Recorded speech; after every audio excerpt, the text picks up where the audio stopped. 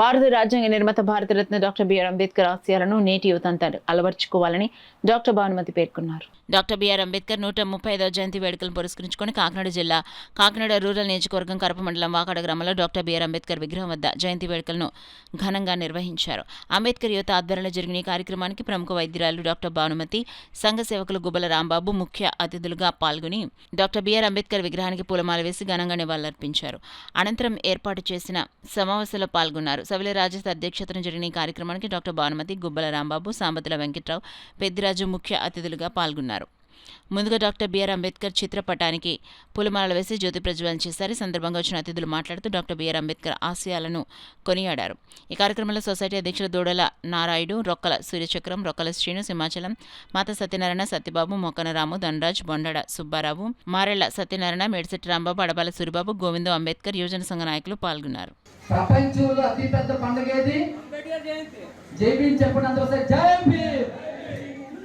నిన్నటి వరకు మనం ఏమనుకునే వాళ్ళం అంటే క్రిస్మస్ అతిపెద్ద పండుగని, రంజాన్ అతిపెద్ద పండుగని అనుకునేవాళ్ళు.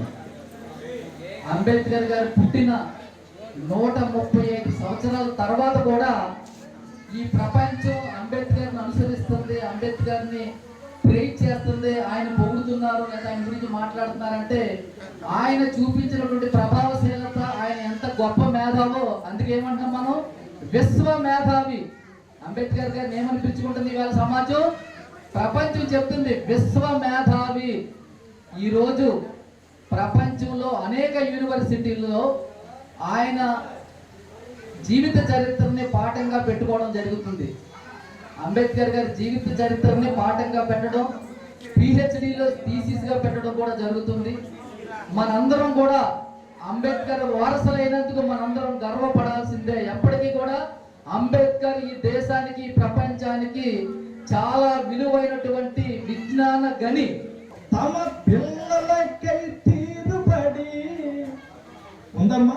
మీ పిల్లలకై తీరుబడి ఎవరికైనా ఉంది. ఇక్కడ తల్లిదండ్రులకి వాళ్ళ పిల్లల కోసం పట్టించుకునే తీరుబడి ఉందా? మరి ఏం చేస్తున్నారు?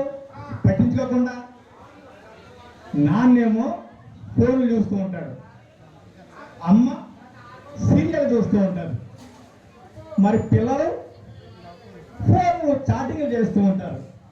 అంతే కదా? మరి తల్లిదండ్రులు పట్టించుకోకపోతే పిల్లలు ఏం చేస్తారు? సెల్ ఫోనే తమ పిల్లలకు జీవం అయిందా, అందమైన బాల్యానికి గాయం అయిందా. అంబేద్కర్ అందరివాడా కొందరివాడా? నేను చెప్తాను. అందరివాడే కాదు, నేను చెప్తాను ఇప్పుడు. అప్పుడు మీరు కూడా అందరికీ చెప్పండి. అటువంటి అపోహలు పెట్టుకుని దళితుడు దళితులకే చేశాడు, దళిత నేత, దళితులు బహుజనులు లేకపోతే ఎస్సీ ఎస్టీలకే చేశాడు అనుకునేవాడు ఎవడన్నా ఉంటే వాడికి సమాధానం చెప్పండి. ఎక్కడ కూడా బాబాసాహెబ్ అంబేద్కర్ని ఏమన్నంటే ఎవరు ఊరుకోకండి. చాలామంది గ్రామాల్లో అంబేద్కర్ దేవుడా, వాడు ఏమన్నా దేవుడా అని అడుగుతున్నారా లేదా? అంబేద్కర్ ఫోటో తీసేయండి ఇంట్లో అంటున్నారా లేదా? అంబేద్కర్ దేవుడు కదా. చెప్తా. భారతదేశంలో 33 కోట్ల మంది దేవత దేవుళ్ళు ఉన్నారా? 33 కోట్లు. అది కాకుండా కొత్త దేవుళ్ళు 2. 33 కోట్ల 2 మంది. వీళ్ళంతా 1891 కంటే ముందే పుట్టారు. 1891 ఎవరు పుట్టారు? బాబాసాహెబ్ చదవాలి. ఆయన ఆలోచన విధానం ఏంటి అనేది మనం అర్థం చేసుకోవాలి. ఆయన రిజర్వేషన్స్ ఎందుకు ఇచ్చారు?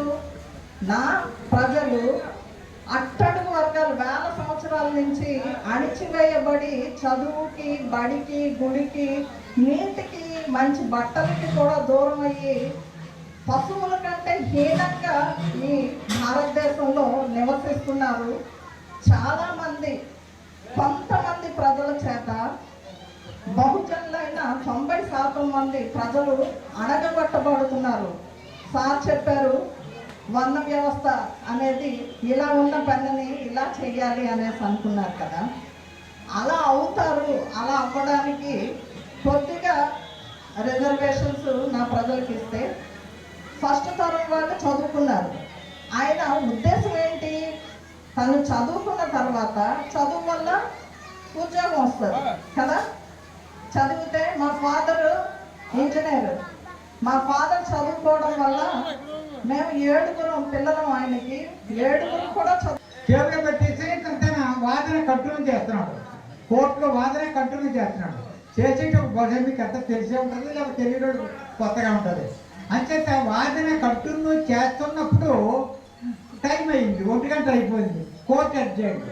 మళ్ళీ మధ్యాహ్నం కోర్టు స్టార్ట్ అయింది. స్టార్ట్ అయినప్పుడు జడ్జి గారు అడిగారు. జడ్జి గారికి అంబేద్కర్ అంటే అంత గౌరవం ఉండేదన్నమాట.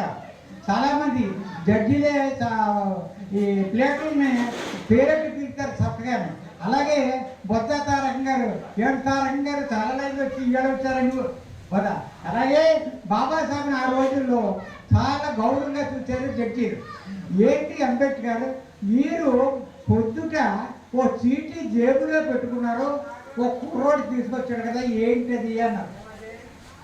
మా అబ్బాయి చనిపోయిందండి, మా అబ్బాయి చనిపోయి రమ్మని నా భార్య ఉత్తరం రాసింది అని. అయితే అబ్బాయి చచ్చిపోతే ఏమిటయ్యా నువ్వు, ఏం మనిషి నువ్వు, వెళ్ళవా అన్నాడు బాబాసాహెబ్. అప్పుడు బాబాసాహెబ్ అంటాడు, అయ్యా నేను వెళ్ళిపోతే ఈ 49 మందికి కూడా శిక్ష పడిపోతాను.